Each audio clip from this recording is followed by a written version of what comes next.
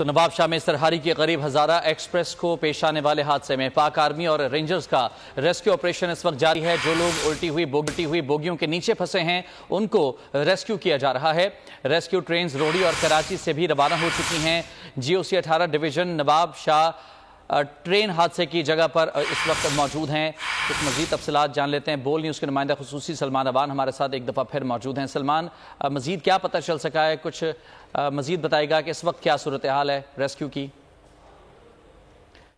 ये 10 बोगियाँ जो डिरेल हुई थी और उनमें से लोगों को निकालना जहाँ जहाँ पे लोग फंसे हुए थे, तो इसमें रेस्क्यू 1112 ने बड़ा अच्छा किरदार अदा किया। रेंजर्स और फौज के जो जवान पहुँचे उन्होंने फौरी तौर पे लोगों को जो है वो बोगियों से निकाला जहाँ जहाँ से निकाल सकते थे, और ज़ख्मियों को जल्द से जल्द जो है वो फर्स्ट एड दी गई और उनको अस्पताल पहुँचाया गया। अल्लाह का शुक्र है कि सबकी जान बच गई है। जो ज़ख्मी थे उनमें कोई क्रिटिकल नहीं है इंशाल्लाह, और बाकी जो जिनकी डेथ हो गई अल्लाह ताला उनको जवार रहमत में जगह ता फरमाए। नहीं, मेरा ख्याल है कि ये जो अभी तक की प्रिलिमिनरी इनिशियल इन्वेस्टिगेशन है उसके मुताबिक कोई तहरीबकारी नहीं थी, ना कोई दहशतगर्दी का ये मामला है।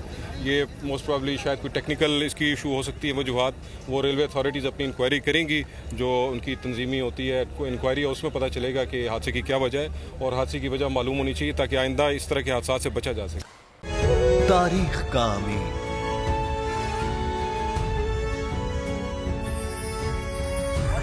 आजादी की अलामत,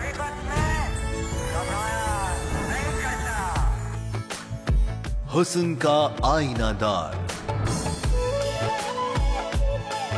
फिक्रो नजरिए की अक्कास,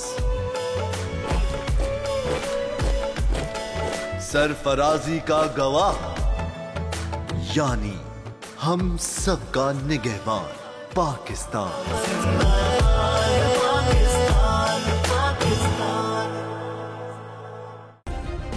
सब्सक्राइब करें और बेल दबाएं ताकि कोई खबर रह न जाए।